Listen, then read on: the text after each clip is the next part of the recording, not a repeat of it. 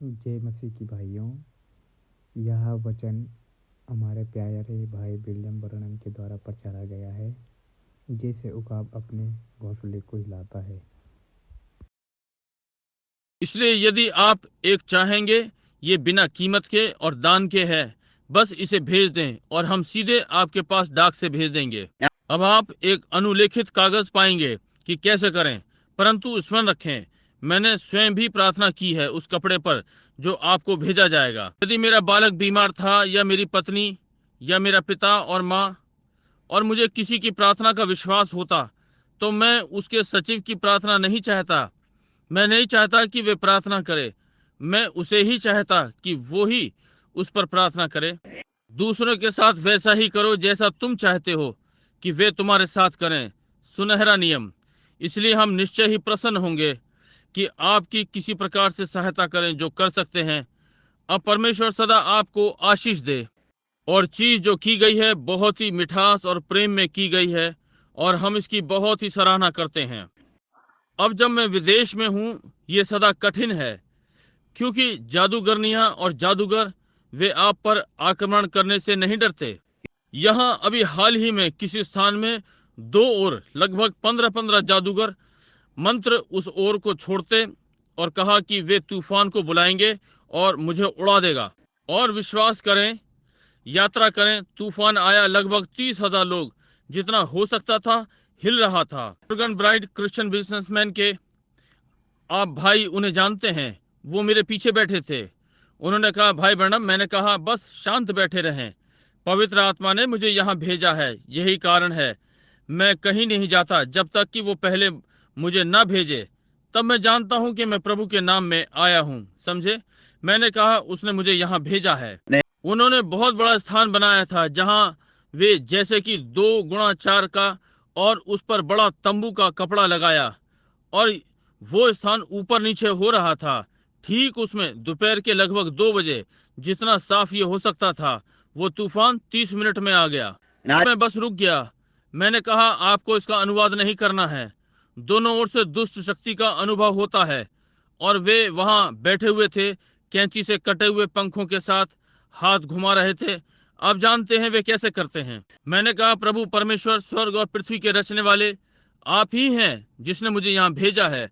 आप ही सेवकाई के उत्तरदायी हैं जिसे मैं आपके लिए करता हूँ। मैं इस तूफान को प्रभु यीशु के नाम में डांटता हूँ। पीछे को अलग कर दिया, गर्जन निकल गई और सूर्य चमक रहा था। 2 मिनट के भीतर ही वही, और हजारों वेदी की ओर दौड़े, और साम्यवाद विचार वाले और सब कुछ। कैसे मैं यहाँ खड़ा होकर गवाहियों को नहीं बता सकता, क्योंकि मेरी अपनी सभा में ये अच्छा होगा यदि दूसरे से करें। परंतु खुलेपन में मैं कहना चाहूंगा, वहां एक ज्ञान कोश होगा। बहुत सी पुस्तकें लिखी जा सकेंगी जो कि मैंने प्रभु यीशु को अपनी छोटी सेवकाई में करते देखा। आप क्या सोचते हैं? ये ऐसे मनुष्य होंगे जैसे भाई टॉमी ऑसबर्न, भाई ओरल रॉबर्ट। ये महान है, हमारा प्रभु महान है, निश्चय ही वो है। अब इस दोपहर बाद मैं कुछ पवित्र वचन पढ़ना चाहता हूँ। मैंने यहाँ कुछ जगहें लिखी हुई हैं, यदि ये मुझे मिले। और फिर हम लोग, मैं विश्वास करता हूँ, मेरे पुत्र ने मुझे बताया कि उसने कुछ प्रार्थना पत्र दिए हुए हैं, और हम रोगियों के लिए प्रार्थना करने जा रहे हैं। यदि मैं आप लोगों पर फिर से अपनी दृष्टि कभी ना डालूं, यदि मैं आप लोगों को इस जीवन में कभी ना देखूं, जब मैं आपको उस द्वार पे मिलता हूं, इसके पहले मसीह के समक्ष खड़े होने को जाएं, वे दर्शन परमेश्वर की ओर से सच्चे और वास्तविक हैं। प्रभु का स्वरदूत और वो अग्नि स्तंभ और ज्योति, सर्वशक्तिमान परमेश्वर ने मेरी ऐसी सहायता की। मेरा न्यायी ये वहां है, ये सत्य है। जी हाँ, इसलिए कि आप जान जाएंगे कि ये सच है। परमेश्वर सत्य है, वो गलत नहीं हो सकता, और परमेश्वर बना रहे। वो गलत नहीं हो सकता, क्योंकि उसे वास्तविक होना है।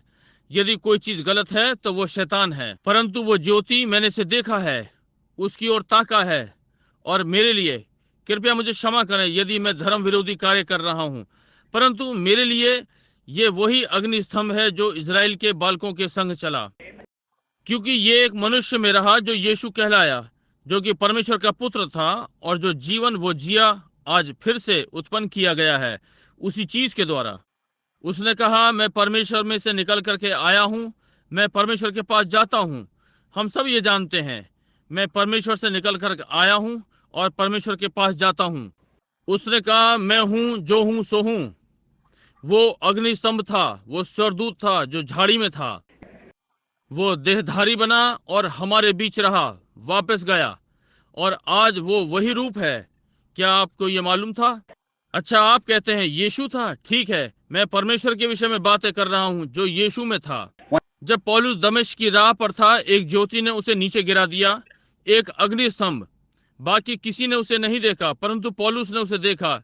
ये इतनी थी कि उसे अंधा कर दिया। और उसने कहा, प्रभु तू कौन है? उसने कहा, मैं यीशु हूं। वो वापस परमेश्वर के पास चला गया जहां से वो आया था। मेरे लिए वो वही आज है, अपने कार्यों को हम में पूरा कर रहा है अंतिम दिनों में कलीसिया। आइए व्यवस्था विवरण 32:11 निकालें। मूल पाठ की छोटी सी भूमिका। हम प्रार्थना पंक्ति को लेने का यत्न करेंगे और 1 घंटे के भीतर यदि संभव हुआ। ओ पिता परमेश्वर, मैं कितनी नम्रता से इसे हृदय में स्वीकार करता हूँ। मेरे पैरों की अगुवाई कर प्रभु, मेरा हाथ पकड़। मैं कभी भी किसी के लिए ठोकर का पत्थर ना बनूं, परंतु मैं सीढ़ी का पत्थर बनूं। उस हर यात्री के लिए प्रभु से ग्रहण करे। मैं कभी भी कुछ भी अपने जीवन में ऐसा करूं कि आपके नाम पर छाया पड़े या आपके लिए कारण बनूं। मैं वही सब करूंगा जिससे आपकी सेवा कर सकूं। इसके लिए आपको धन्यवाद, आपके पुत्र यीशु मसीह के नाम में मेरा प्रभु, आमीन। ये मेरे हृदय को कितना नम्र करता है। व्यवस्था विवरण 32:11। जैसे एक प्रभु, हम तेरा धन्यवाद करते हैं कि आपका आत्मा हमारे मध्य में कार्य करता है, हमारे बीच में। जैसे उकाब अपने घोंसले को हिला हिला कर अपने बच्चों के ऊपर मंडलाता है, वैसे ही उसने अपने पंख फैलाकर उसको अपने परों पर उठा लिया। ये बहुत अधिक पवित्र वचन नहीं पढ़ रहा हूं, परंतु ये परमेश्वर का वचन है। संभव है ये पर्याप्त हो। परमेश्वर इसी में से पाठ देगा। अगले 20 या 30 मिनटों में ये लोगों को जगाने का कारण होगा और प्रभु यीशु के लिए सोचने के लिए। आप जानते हैं, कभी कभी पहले मैं अब्राहम लिंकन की जीवनी से एक कहानी पढ़ी। एक व्यक्ति जेल में था। वो संघ के अधीन अभियुक्त था और उसे गोली से मारा जाना था। और उसका एक अच्छा मित्र राष्ट्रपति अब्राहम लिंकन के पास गया, एक अच्छा मसीही व्यक्ति, और उसने कहा, श्रीमान लिंकन, मैं जानता हूं कि आप एक भले मनुष्य हैं, कि आप एक मसीही हैं, और इस संघीय अभियोग के अधीन इस मनुष्य ने सेना नियंत्रण का उल्लंघन किया है। वो मेरा मित्र है, उसका ऐसा करने का भाव नहीं था। वो इसे करने का दोषी है। उसकी मंशा ऐसा करने की नहीं थी। क्या कृपा करके आप ही केवल एक मनुष्य हैं जो उसके जीवन को बचा सकता है। क्या आप उसका जीवन नहीं बचाएंगे? और श्री लिंकन के शिष्ट व्यवहार ने अपना पंख वाला कलम उठाकर कागज के टुकड़े पर लिखा, क्योंकि वो अपनी मेज पर नहीं थे उस समय कि उस पर आधिकारिक मोहर लगाते। और उसने उस पर लिखा, मैं इस व्यक्ति को क्षमा करता हूं, और अपने नाम अब्राहम लिंकन के हस्ताक्षर कर दिए। इस मनुष्य का ये बहुमूल्य मित्र जितनी जल्द जेल को जा सकता था गया और कहा, ओ मेरे मित्र, आप स्वतंत्र हैं। यहाँ राष्ट्रपति का नाम इस कागज के टुकड़े पर है, तुम क्षमा कर दिए गए हो। और व्यक्ति ने कहा, मेरा उपहास मत उड़ाओ, क्योंकि मैं अब मरने के लिए तैयार हूं, क्योंकि मुझे मृत्यु दंड मिला है, और यहाँ तुम इस कागज के टुकड़े से मेरा उपहास उड़ाने आए हो। यदि ये कागज का टुकड़ा अब्राहम लिंकन की क्षमा का था, तो ये मोहर आदि से सुसज्जित होता। उसने कहा, श्रीमान, ये राष्ट्रपति का नाम है, आपकी क्षमा हो गई है। और इस पर व्यक्ति ने अपनी पीठ घुमा ली और इसे नहीं सुनेगा। अब ये राष्ट्रपति से क्षमा है जो कहता है, इस व्यक्ति को मत मारो। एक दिन हस्ताक्षर किए गए, अगले दिन उस व्यक्ति को गोली मार दी गई थी। तब संघ की अदालतों में मुकदमा चला, और जब अदालत संयुक्त राज्य अमेरिका की संघीय अदालत ने मुकदमा चलाया, और यहाँ अदालत का न्याय था। एक क्षमा तब तक क्षमा नहीं होती जब तक कि क्षमा के समान उसे स्वीकार ना किया जाए। और इसी प्रकार से परमेश्वर का वचन है, ये आपके लिए चंगाई है यदि आप इसे चंगाई के समान स्वीकार करें। ये आपके लिए क्षमा है यदि आप इसे क्षमा के समान स्वीकार करें। यहाँ हर आशीष आपकी है यदि आप इसे परमेश्वर के लिखे हुए के अनुसार स्वीकार करें। जैसे उकाब अपने घोंसले को हिला हिला कर अपने बच्चों के ऊपर मंडलाता है, उनको अपने परों पर उठा लिया और उन्हें सहा। कितनी बार मैंने सोचा अपनी विरासत से परमेश्वर ने उकाबों का क्या जोड़ा। And I find in the Bible that God calls himself an eagle. He's Jehovah Eagle. And how would he do that? और मैंने बाइबल में पाया कि परमेश्वर स्वयं को उकाब कहता है, वो यहोवा उकाब है, और वो इसे कैसे करेगा। इस प्रकार मैं प्रकृतिवादी हूँ, इसलिए मैं प्रकृति मेरी पहली बाइबल थी। यदि आप ध्यान दें कि प्रकृति किस प्रकार कार्य करती है, आप परमेश्वर को पा सकते हैं। आप कहीं भी देखें, आप परमेश्वर को देखेंगे यदि परमेश्वर आपके हृदय में है और उस पर ध्यान दें।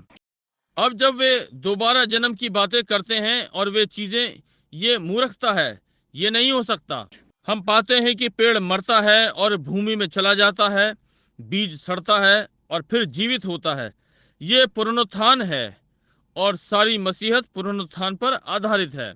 और हम ये देख सकते हैं कि ये सत्य है। मरना, गाड़ा जाना, पुनरुत्थान, गर्मी, जाड़े और सारी प्रकृति इसमें मिलती है। मेरी पहली बाइबल उन मरे हुए पेड़ों को देखना था, कैसे किल्ला फिर फूटता है, कैसे हवा इस पर बहेगी, वो फिर से वापस आएगा, कैसे छोटा फूल मर गया फिर से जिया, और वो सारी विभिन्न चीजें। इसने मुझे जानकारी दी कि कहीं पुनरुत्थान की सामर्थ है। पेड़ का निरंतर जीवन है, हमारे पास अविनाशी जीवन है। पेड़ अपनी अंतिम समाप्ति पर आ जाएगा, हम कभी नहीं हो सकते, हमारे पास अविनाशी जीवन है। जब मैंने इसे पढ़ा तो मैंने उकाब का अध्ययन करना आरंभ किया कि उकाब के विषय में क्या है। मैंने पाया कि उकाब एक भिन्न पक्षी है। वो किसी भी पक्षी से जो है बहुत ऊंचा उड़ सकता है। वो विशेष बना हुआ पक्षी है, घोंसला बनाता है। वो बहुत ही विचित्र पक्षी है। और दूसरी बात, उसके पंख इतने कसे हुए होते हैं कि आप कठिनता से उसे प्लास से खींच नहीं सकेंगे। वो बड़ा विशाल पक्षी है, बड़े बड़े पक्षियों में से एक, और वो बहुत विचित्र पक्षी है, परंतु वो विशेष प्रकार से बना है क्योंकि उसे करने के लिए विशेष कार्य है। उकाब शब्द का अर्थ है चोंच से फाड़ने वाला, और वो चोंच से खाता है। परमेश्वर के वचन की बहुत सुंदर चीज मुंह से मुंह में खाता है। परमेश्वर अपने बालकों को खिलाता है और फिर वो अपना घोंसला ऊंचे पर बनाता है, और उसमें ये किसी विशेष उद्देश्य से है, और आदि आदि। अब यदि उकाब के बड़े सामर्थी पंख होते हैं, ये छुटकारे के लिए हैं। दूसरी चीज जो उकाब करता है वो विचित्र है, वो अपनी युवावस्था को नया कर लेता है। उकाब बहुत समय पश्चात चक्र चलाकर फिर से युवा उकाब में हो जाता है, स्वयं को वापस लाता है। वो अपनी युवावस्था को नया कर लेता है। ये दूसरे प्रकार की कलीसिया है। परमेश्वर के लोग हम नीचे की ओर चले जाएंगे, एक प्रकार से घिसे पिटे हो जाते हैं, तब एकदम से पवित्र आत्मा आता है और हमें फिर नया बना देता है। परमेश्वर नया अनुभव देता है और उसकी कलीसिया की युवावस्था उन्हें नया अनुभव देती है। ये एक उकाब का प्रकार है। कुछ वर्षों पहले मैंने बहुत ही घुड़सवारी की है चरागाहों में, और हम लोग कैलोराडो में ट्रोबलसम नदी पर थे। हेयरफोर्ड एसोसिएशन के घास के मैदान, वो अराफाहों की चरागाह और आदि आदि, और हम पशुओं को वहां ले जाया करते थे, और वर्ष के अंत में हमें उन्हें फिर से बाहर हाँकना पड़ता था, उन्हें राष्ट्रीय जंगल में रखते। फिर हम अपना भूसा नीचे की ओर उगाते कि जाड़ों के समय में खिलाएं, और मैं हर वर्ष वहां जाता कि खोजूं। मैं अब भी करता हूं। और मेरा एक मित्र, लोग जब शहर छोड़कर नीचे चले जाते तो हम वापस जाकर नर हिरन, हिरनियों और एल्क के सांड जो इधर उधर घूमते, उन्हें मारते जो नीचे होते। क्यों हम वापस ऊंचाइयों पर जाते जहां आप अंदर नहीं घुस सकते, और बाहर ही अपने डेरे डालते। वो पूर्व को लेता, पूर्व या पश्चिम का सड़क शाखा, तो मैं दूसरी लूंगा। हमें आपस में मिलने में बहुत दिन लग जाते। मैं एक वर्ष को कभी नहीं भूलूंगा, बर्फ नहीं पड़ी थी। ये अक्टूबर के लगभग, जब ऋतु आती है, और यदि पहाड़ों पर बर्फ होती, क्यों संभव है अक्टूबर में ये दोपहर बाद जरूर आएगा, हो सकता है दूसरे छोटे में बर्फ पड़ेगी, तब इसकी वर्षा होकर बंद होगी और फिर सूरज निकलेगा, मौसम में बदलाव।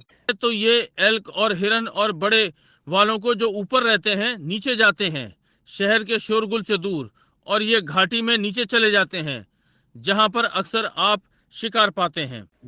इस वर्ष अभी तक बर्फ नहीं पड़ी थी और मैं वहां ऊंचे पर था और मैंने अपने घोड़े को बहुत मीलों पीछे छोड़ दिया था और उसे बांध दिया था ताकि उसे पर्याप्त स्थान मिले, कुछ भूसा ताकि खा सके, और मैं वृक्ष सीमा की ओर चला गया वहां ऊपर देखने के लिए। वहां दोपहर बाद तूफान सारे पहाड़ों पर आया और गर्जन की आवाज और बिजली चमक रही थी और मुझे पेड़ की आड़ में जाना पड़ा और मैं पेड़ की आड़ में तब तक खड़ा रहा जब तक तूफान रुका नहीं। नीचे लट्ठों में उतर गया, वहां बहकर गिर गए थे और मैं लट्ठे के पीछे खड़ा था जब तक तूफान निकल ना गया। खड़ा हुआ सोच रहा था और अपनी बंदूक पेड़ के साथ सटा रखी थी, और जब तूफान निकल गया मैं परमेश्वर के विषय में सोच रहा था, वो कितना अद्भुत था। और जब तूफान चल रहा था ठंडी हवाएं चल रही थीं और इसने मोरपंखी वृक्ष यानी एवरग्रीन पर बहुत सा पानी जमा दिया था ताकि बर्फ, जैसे कि बर्फ लटक रही हो। फिर जब सूरज आया वहां पीछे पश्चिम से मैं देख सका, सूर्य पहाड़ की दरार में से झांक रहा था और परमेश्वर की आंख जैसा लगा। आप जानते हैं परमेश्वर सब जगह है, यदि आप उसे खोज रहे हैं तो आप उसे कहीं भी देख सकते हैं। वो वही है, आपको उसे देखना है, वो वही होगा, वो ठीक यहाँ पर है। यदि बस आप आसपास खोजेंगे तो आप उसे देखेंगे। खड़ा हुआ था, मैंने उसे देखा, उस सूर्य अस्त को, और मैंने अपने हाथ उठाए। मैंने कहा, ओ महान यहोवा परमेश्वर, आपकी दृष्टि पृथ्वी पर इधर उधर घूमती है। तभी मैंने एल्क सांड की आवाज सुनी, वो झुंड से बिछड़ गया था तूफान में। इस प्रकार से वो तीखी आवाज निकाल रहा था। मैंने सुना कि झुंड ने उसे उत्तर दिया यहाँ दूसरे स्थान से, और पहाड़ की एक ओर से पुराना स्लेटी भेड़िया चिल्लाने लगा। साथी ने उत्तर दिया नीचे तलहटी से। एक पहाड़ जहाँ दो हिस्सों में बढ़ता था वहां मेघधनुष था। मैंने चारों ओर जहां भी देखा वहां परमेश्वर था। मेरी माँ आधी इंडियन थी, वो ऑरेशिक से आई थी और चोरकी इंडियाना, और उसकी माँ पेंशन लेती थी। मेरे मत परिवर्तन इसे कभी भी बाहर नहीं निकाल सका। जंगल के विषय में कुछ है और बाहर जिससे मुझे प्रेम है। मैंने सुना कि वो बड़ा भेड़िया बोलता है और साथ ही उसका उत्तर देता है। आंसू मेरे गालों पर बहने लगे। मैंने सुना एक बूढ़ा एल्क अपने झुंड के लिए चिल्ला रहा था, उसका उत्तर मिला। मैंने मेघधनुष को देखा। मैंने कहा, हाँ, यहाँ फिर से परमेश्वर है। वो अल्फा और ओमेगा है, वो रंग है मेघधनुष में वाचा। परमेश्वर सब जगह है यदि आप उसको चारों ओर देखेंगे। मैंने बस अपने हाथ उठाए और आंसू मेरे गालों पर से नीचे गिर रहे थे। मैं उस पेड़ के चारों ओर चक्कर लगाते हुए भाग रहा था। मेरे पास एक महान समय था और 30 मील तक मेरे आसपास कोई नहीं था, बस नीचे ऊपर कूद रहा था और अपनी ऊंची आवाज से चिल्ला रहा था। ईमानदारी से यदि कोई मुझे देख रहा होता तो वे सोचते कि कोई पागलखाने से बाहर आ गया है, परंतु मैं चिंता नहीं कर रहा था। मेरा बहुत अच्छा समय था, मैं प्रभु की आराधना कर रहा था। मुझे इससे कोई अंतर नहीं पड़ता कि कोई क्या सोचता है, और मेरे पास एक अच्छा समय था। बस पेड़ के चारों ओर मैं रुकूंगा, उस भेड़ियों को सुनूंगा और उसे सुनूंगा और फिर चिल्लाऊंगा और फिर पेड़ के चारों ओर बार बार भागूंगा। मुझे किसी ने उत्तेजित किया और वहां छोटी चीड़ की गिलहरी थी। मैं नहीं जानता कि वे यहाँ ओक्लाहोमा में था या नहीं। एक छोटी सी शोर करने वाली चीज, लगभग इतनी लंबी ये जंगल का नीला कोट वाली पुलिस है। वो इतना शोर करती है और वहां उसके लिए कुछ नहीं है। और वो वहां तने पर कूदी और जितनी जोर से हो सकता था शोर करने लगी। और मैंने सोचा कि तुझे उत्तेजित होने की कोई आवश्यकता नहीं है, मैं प्रभु की आराधना कर रहा हूँ, तू इसे पसंद नहीं करती, इसे देख।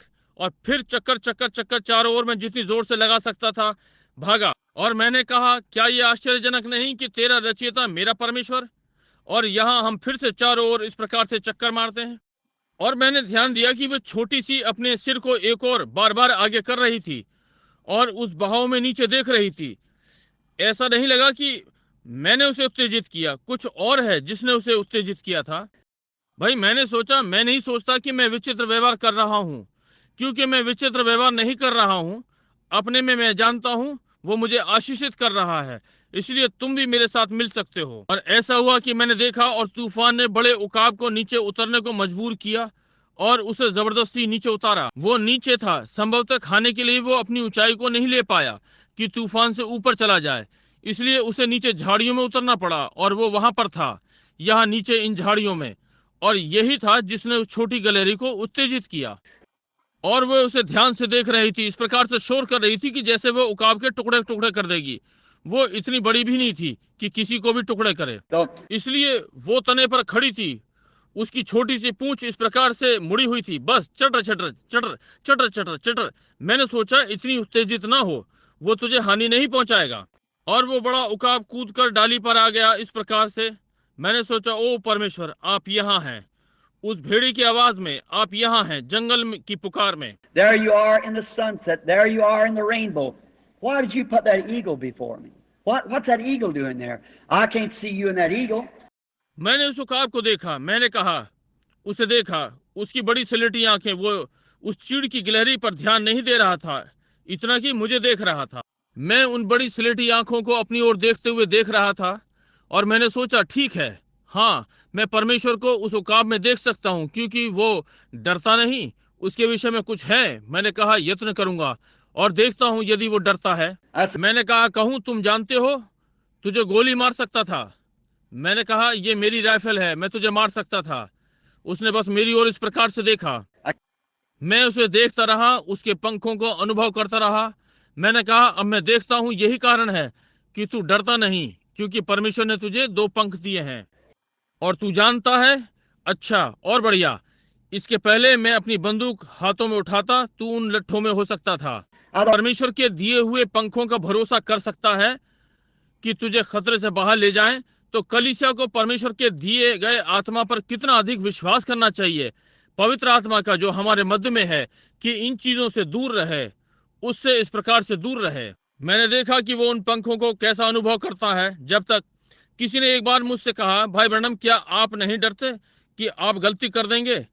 नहीं श्रीमान, जब तक मैं ये अनुभव कर सकता हूँ कि कुछ मेरे चारों ओर है, ये सब ठीक है, ये सही है, जब तक वो वहां पर है, अब ये कर रहा है। और मैंने उकाब को देर तक देखा और उसने देखा कि मैं उससे बहुत अधिक प्रेम करता हूँ, मैं उसको हानि पहुंचाने वाला नहीं था, और इसलिए वो मुझसे डरा नहीं, परंतु वो इस चटर चटर चटर चटर चटर से, इसकी आवाज से ऊब रहा था और वो इससे परेशान हो गया था। इसलिए उसने एक बड़ी छलांग मारी, लगभग 2 बार पंख मारे, और तब मैं देखता हूँ क्यों वो मुझ पर शोर कर रही थी। और उस बड़े उकाब ने फिर और अपने पंख नहीं मारे।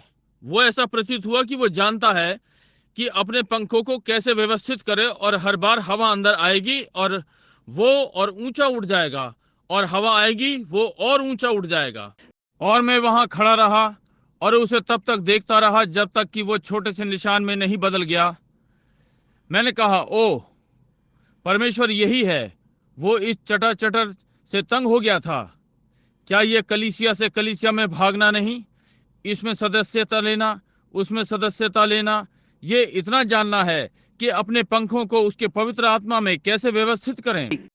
जब वो आता है, उतरता है, सवार होता है, इस चटर चटर से दूर हो जाता है कि आश्चर्य कर्मों के दिन बीत गए, पवित्र आत्मा जैसी कोई चीज नहीं है, इसमें सब गलत है, दिव्य चंगाई जैसी कोई चीज नहीं है। इस पर सवार हो जाएं, पवित्र आत्मा को अंदर उतरने दें, इस पर दूर तक सवार रहें, बस इसे लिए चलें ऊपर की ओर और ऊंचे पर, सुनाई देने से दूर कहीं। प्रभु परमेश्वर ने उकाब को बनाया। अब यदि उसके पास ना हो, यदि शिकरा उकाब के पीछे करने का यत्न करे तो वह हवा में फट जाएगा। एक कौवा उसके पीछे उड़ने का यत्न करे तो उसके पंख उसमें से टूट जाएंगे। वो विशेष बना हुआ पक्षी है। परमेश्वर ने अपने उकाबों को भविष्यद्वक्ता से जोड़ा है। एक भविष्यद्वक्ता ऊंची ऊंचाई के क्षेत्र में होता है जहां से वो दूर दूर देख सकता है। अब यदि उकाब के पास बड़े शक्तिशाली पंख होते हैं जो उसे वहां ले जाते हैं और उसकी आंखें उसके पंखों के समरूप ना हो, तो जब वो ऊपर जाएगा तो अंधा हो जाता है। यही कारण है शिकरा उकाब होने का यत्न करे। जब वो इतना ऊपर चढ़ा, जो भी है वो नहीं देख सका, इसलिए ऊंचाई पर जाना उसके लिए कोई लाभकारी नहीं, समझे। वो विशेष बना हुआ पक्षी है और एक मसीही विशेष बना हुआ व्यक्ति है। ये बिल्कुल ठीक बात है। आराधनालय जाने की कोई आवश्यकता नहीं है जब तक आप में कुछ नहीं जो आपको बताए कि ये सब वहां पर है। समझे, ये आपके लिए कुछ विशेष है जो परमेश्वर आपके लिए करता है।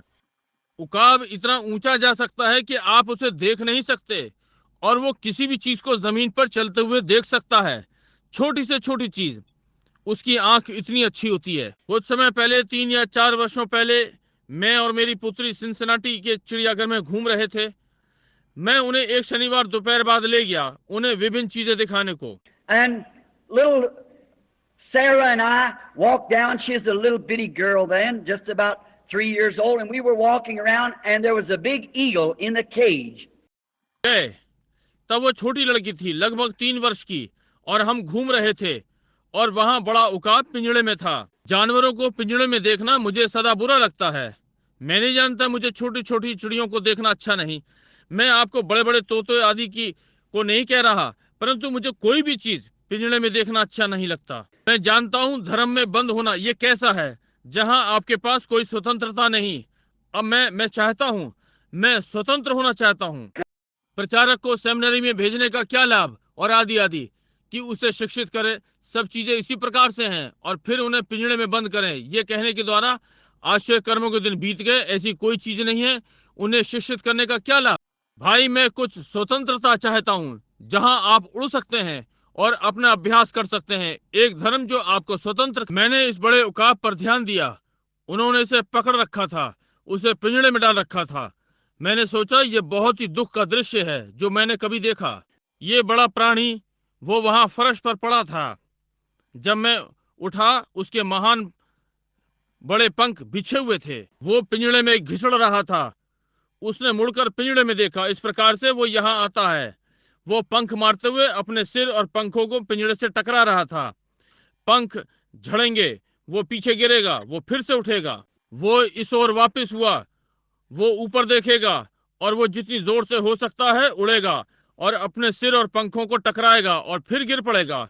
वो वहां पड़ा था और उसकी बड़ी बड़ी आंखें चारों ओर घूम रही थीं, ऊपर देख रही थीं। ओ, मैंने सोचा यह दुखद दृश्य जो एक मनुष्य इसे देख सकता था। ये आकाश का पक्षी है। ये ऊपर उड़ने के लिए जन्मा है कि आकाश में मंडराए, और यहाँ मनुष्य की चतुराई और तंत्र से वो पिंजड़े में है। वो नहीं, वो आकाश का पक्षी है। वो जमीन के विषय में कुछ नहीं जानता। थोड़ा बहुत उसे आकाश में रहना है। Laying there looking up where he really ought to be, where his heart longs to be, but these bars between him and that. पड़ा हुआ ऊपर की ओर देख रहा है, जहां उसे होना चाहिए, जहां के लिए उसका हृदय तरसता है, परंतु वहां के और उसके बीच में वहां छड़े हैं। I thought that was a sad sight until one time I saw mankind that God created in His image, caged into denominations and things that didn't believe in divine healing, caged into places where they couldn't be free. मैंने सोचा यह दुखद दृश्य है, जब तक कि मैंने मनुष्य जाति को नहीं देखा कि परमेश्वर ने उसे अपनी छवि पर बनाया और नामधारी आदि ने के पिंजड़े में बंद हो गया, कि दिव्य चंगाई का विश्वास नहीं किया, ऐसे स्थानों में कैद कर दिया जहां वे स्वतंत्र ना हो पाए। They're heaven-born, God-sent spirits in them like that, but caging them up so they can't get out. वे स्वर्ग से जन्मे परमेश्वर का भेजा हुआ आत्मा उनमें है इस प्रकार, परंतु वे ऐसी कैद में हैं ताकि वे बाहर ना जा सकें। See men and women walking on the streets, immorally dressed in saloons, caged down, where they should be free sons and daughters of God, and beat their brains out nearly against something, trying to get free. देखिए, पुरुष और स्त्रियां असभ्य वस्त्र पहने सड़कों पर घूम रहे हैं, श्रृंगार गृहों में कैद, जहां की उन्हें परमेश्वर के पुत्र और पुत्रियों के समान स्वतंत्र होना चाहिए, और अपने सिरों को लगभग पटक रहे हैं कि किसी चीज के विरुद्ध स्वतंत्र होने का यत्न कर रहे हैं। Oh God, if I'd have had the power or the authority, I'd have bought that old eagle and let him go free where he wants to. That's a horrible thing to cage him up. ओ परमेश्वर, यदि मेरे पास शक्ति होती तो मैं, या अधिकार होता तो मैं उस बूढ़े उकाब को खरीद देता और उसे जाने देता, उसे स्वतंत्र कर देता जहां वो चाहता। उसे पिंजड़े में रखना एक भयानक बात है। But how horrible it is to take the sons of God and to cage them into a place to where they're really, their spirits wants to get out there and do something. परंतु ये कितनी भयानक बात है कि परमेश्वर के पुत्रों को लेकर उन्हें ऐसे स्थानों में कैद कर देना जहां वे वास्तव में उनकी आत्मा वहां से निकल जाना चाहती है और कुछ करें। Then somebody says there is no such a thing as divine healing. There is no such a thing as the power of the Holy Ghost. There is no such a thing as this. Puts them in a cage. तब कोई कहता है दिव्य चंगाई जैसी कोई चीज नहीं है, पवित्र आत्मा जैसी कोई चीज नहीं है, ऐसी कोई चीज नहीं है। ये उन्हें पिंजड़े में डालते हैं। Brother, let me tell you, there is a freedom. भाई, मैं आपको बता दूं कि एक स्वतंत्रता है। One time a man caught an old crow and tied him up because he's in the cornfield. And the birds began to fly over and saying, "Come on, Johnny Crow, let's go south. Let's go south. The winter time's coming." एक बार एक व्यक्ति ने एक बूढ़ा कौवा पकड़कर बांध दिया क्योंकि वो मक्के के खेत में था और चिड़ियाएं ऊपर से उड़कर जाने लगीं और कह रही थी, जॉनी कौवे आओ आओ दक्षिण को चलें, जाड़े की ऋतु आ रही है। He got so poor he couldn't hardly walk. There's a good man came by one day and said, "That poor old crow," and just cut him loose. वो इतनी खराब दशा में था, वो कठिनाई से चल सकता था। वो एक दिन एक भला व्यक्ति आया और कहा, वे बेचारा बूढ़ा कौवा, और उसकी रस्सी काट कर खोल दिया। And when he did, the other crows come over and said, "Come on, Johnny Crow, let's go south." और जब उसने किया तो दूसरे कौवे आए, बोले, जॉनी कौवे आओ दक्षिण को चलें। But he had been tied so long until he just walked around and said, I can't do it. He didn't know he was free. परंतु वो इतने लंबे समय से बंधा था कि वो आसपास ही चलता, बोला, मैं ये नहीं कर सकता। वो नहीं जानता था कि वो स्वतंत्र था। That's the way man is today. You don't know that Jesus Christ made you free, brother. Let's get out of it. Let's get somewhere. God made us free. Don't starve to death. आज मनुष्य इसी प्रकार से है भाई। आप नहीं जानते कि यीशु मसीह ने आपको स्वतंत्र किया है। आओ इससे बाहर निकल चले, कहीं और चले। परमेश्वर ने हमें स्वतंत्र बनाया है। भूखे मत मरो। God's got Pentecostal blessings all through the skies and untapped resources of His goodness. Let's get to it. परमेश्वर के पास समस्त आकाश में पेंतिकोस्तल की आशीषें हैं और उसकी भलाई के असीमित स्रोत, और हम वही चलें। Whosoever will, let him come. Let him come. Drink from the waters of life freely. जो भी चाहे उसे आने दो और जीवन के जल से स्वतंत्रता से पीने दो। The eagle, he builds his nest high in the rock. He's like the church. The church of Jesus Christ is a church that's set on a hill that gives light. उकाब उसने अपना घोंसला ऊंची चट्टान पर बनाया। वो एक कलीसिया के समान है। यीशु मसीह की कलीसिया, वो कलीसिया जो पहाड़ पर स्थित है, जो उजियाला देती है। It's high. It's got high ambitions. It ought to have high expectations rather. It should have high expectations because we've been expecting God to do something. ये ऊंचे पर है, ये इसकी ऊंची आकांक्षाएं हैं, बल्कि इसके पास ऊंची आशाएं हैं। इसके पास ऊंची आशाएं होनी चाहिए क्योंकि हम परमेश्वर से आशा कर रहे हैं कि वो कुछ करे। If you come here this afternoon saying, "Well, I'll go up if I get in the prayer line, all right. Well, if He'll tell me that I'm well, if the Lord let me know, don't have expectations like that." यदि आप यहाँ दोपहर बाद ये कहते हुए आए हैं, अच्छा मैं ऊपर जाऊंगा, यदि मैं प्रार्थना पंक्ति में आया, ठीक है, यदि वो मुझे बताएगा कि मैं अच्छा हूँ, यदि प्रभु मुझे बताए, और इस प्रकार की आशा ना करें। But if He don't do it, then I won't get nothing. Your expectations is not much. परंतु यदि वो ये नहीं करता तो फिर मुझे कुछ नहीं मिलेगा। आपकी आशा अधिक नहीं है। Come to the church this afternoon if you're sick. Say, "I'm expecting to go home well. I'm not going to leave till it happens." इस दोपहर बाद कलीसिया में आए हैं, यदि आप बीमार हैं तो कहें, मैं आशा करता हूं कि मैं घर चंगा होकर जाऊंगा। मैं जब तक ये ना हो जाए मैं नहीं छोड़ूंगा। If you haven't got the Holy Ghost, say, "I'll stay here and rot in this place or I'll get the Holy Ghost." यदि आपके पास पवित्र आत्मा नहीं है तो कहें, मैं यहाँ पर टिका रहूंगा, यहीं सड़ जाऊंगा, या मैं पवित्र आत्मा पाऊंगा। I come here amongst Holy Ghost people. I come here where the Spirit's at. I'll stay right here till I get it. मैं यहाँ पवित्र आत्मा वाले लोगों के मध्य में हूँ। मैं वहां आया हूँ जहाँ पवित्र आत्मा है। मैं तब तक रुका रहूंगा जब तक मैं इसे ना पालूं। Be like old Buddy Robinson was when he got out in the cornfield. He said, "Lord, if you don't give me the Holy Ghost when you come back to earth, you'll find a pile of bones of Buddy Robinson laying right here." जैसा बडी Robinson था वैसे ही हो जाएं। जब वो मक्के के खेत में गया, उसने कहा, प्रभु यदि तू मुझे पवित्र आत्मा ना देगा तो जब तू इस पृथ्वी पर वापस आएगा तो तुझे बड़ी रॉबिन्सन की हड्डियों का ढेर मिलेगा। ठीक यही पड़ा हुआ। That's the way to do it. Exactly. We take it too haphazardly.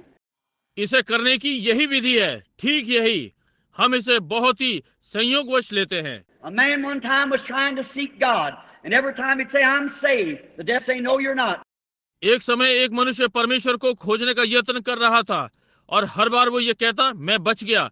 शैतान कहता, नहीं, तुम नहीं बचे। One day he drove down a stake. He said, Satan, from this on I'll point to this stake. This is the place where I met God's requirements right here. एक दिन उसने एक खूंटी गाड़ी, उसने कहा, शैतान, अब के बाद से मैं इस खूंटी की ओर संकेत करूंगा कि ये स्थान है जहां मैंने परमेश्वर की मांग पूरी की है। ठीक यही। You drive your stake down right beside of your seat this afternoon, saying, Satan, right cheers, wherever doubts go to lay. तू भी अपनी खूंटी अपनी कुर्सी के पास गाड़ ले। इस दोपहर बाद कह रहा हूँ, शैतान, ठीक यहाँ जहाँ हर संदेह रखने जा रहा हूँ। And I'm going to fly away with him this afternoon. I'm going to accept exactly what he told me I could do, if you'll believe it. और मैं दोपहर बाद उसके साथ उड़ने जा रहा हूँ। मैं ठीक उसी बात को स्वीकार करने जा रहा हूँ जो उसने मुझसे कहा मैं कर सकूंगा, यदि तू इसका विश्वास करेगा। This old eagle, when she gets ready to build her nest, she goes way high in the rocks, and she builds her nest high because she wants to protect her little ones. ये पुराना उकाब जब अपना घोंसला बनाने को तैयार होता है तो वो बहुत ऊंची चट्टान में चला जाता है और वो अपना घोंसला ऊंचाई में बनाती है क्योंकि उसके पास वो अपने बालकों को सुरक्षित रखना चाहती है। That's the way God does. He lifts his church into a place, if you'll just let him, and he'll put you into a place where you'll be away from the vultures of the earth. Certainly he will. इसी प्रकार से परमेश्वर करता है। वो अपनी कलीसिया को उस स्थान पर ऊंचा उठाता है यदि आप उसे करने दें, और वो आपको ऐसे स्थान में रखता है जहां आप पृथ्वी के गिद्धों से दूर रहेंगे। निश्चय ही वो करेगा। How much different is it from the chicken? The chicken's a bird too, but he builds his nest out in the barnyard somewhere, down on the ground where weasels and snakes and everything else can get his young. ये चूजे से कितना भिन्न है। चूजा भी एक चिड़िया है, परंतु अपना घोंसला पीछे कहीं आंगन में बनाते हैं, नीचे जमीन पर, जहां मांस भक्षी और सांप और हर चीज को चीजों को पकड़ सकती है। He don't know nothing about the heavenly. Yet he's a bird, maybe a denominational brother, but he's on the ground. वो आकाशों के विषय में कुछ नहीं जानते, जबकि वो चिड़िया है। संभव है नामधारी भाई, परंतु वो भूमि पर है। He don't know nothing about the heavenly. He's flying high, somewhere way up there where it's blue and pretty. वो आकाश के विषय में कुछ नहीं जानते, ऊंचाई पे उड़ना, कहीं ऊपर जहां ये नीला और सुंदर है। The old mother eagle, when she makes her nest, how I've watched them many times. Go out and get the big sticks and put them down into them rocks and pull it over here with her big beak and tie it down and take briar vines and tie it around. वो बूढ़ी माँ उकाब जब वो अपना घोंसला बनाती है, मैंने कैसे उन्हें कई बार देखा है कि जाकर कहीं बड़ी बड़ी लकड़ियां ले आती है और उन्हें उन चट्टानों पर रखती है और उन्हें बड़ी चोंच से खींचती है और उन्हें बांधती है और एक रुकावट की अंगूर की बेल लेती है और उसे चारों ओर से बांधती है। And the inside of the nest is made of briars, mostly to tie the big kind of a poles like together that she packs up there. But she anchors that nest so there's no storm can blow it away. और घोंसले को अंदर से चार दीवारी सी बनाती है, अधिकांश किसी बड़े खंबे से बांधती है, वो उसे तैयार करती है, वो उस घोंसले को इस प्रकार जमाती है कि कोई तूफान उसे उड़ा ना सके। I'm glad. Upon this rock I'll build my church, and the gates of hell can't prevail against it. What kind of a rock? A spiritual revelation. मैं आनंदित हूँ, इस चट्टान पर मैं अपनी कलीसिया बनाऊंगा और अधलोक के फाटक उस पर प्रबल न होंगे। किस प्रकार की चट्टान है? एक आत्मिक प्रकाशन। Who does man say I the Son of Man am? Some say Elias, some say Moses, but what about you? Peter said, Thou art the Christ, the Son of God. लोग मनुष्य के पुत्र के विषय में क्या कहते हैं? कुछ कहते हैं एलिया, कुछ मूसा कहते हैं, परंतु तुम्हारे विषय में क्या है? पतरस ने कहा कि तू परमेश्वर का पुत्र मसीह है। Blessed art thou, Simon, the son of Jonas. Flesh and blood didn't reveal this to you. You never learned this in a seminary. शमौन योना के पुत्र, तू धन्य है, मांस और लहू ने तुझ पर यह प्रकट नहीं किया, तूने इसे धार्मिक विद्यालय से नहीं सीखा। You never learned this by somebody telling you, but my Father which is in heaven has revealed this to you. तूने किसी के बताने से ये नहीं सीखा, परंतु मेरा पिता जो स्वर्ग में है उसने तुझ पर प्रकट किया है। Upon this rock I'll build my church, and the gates of hell can't prevail against it. The storms of life will never shake it.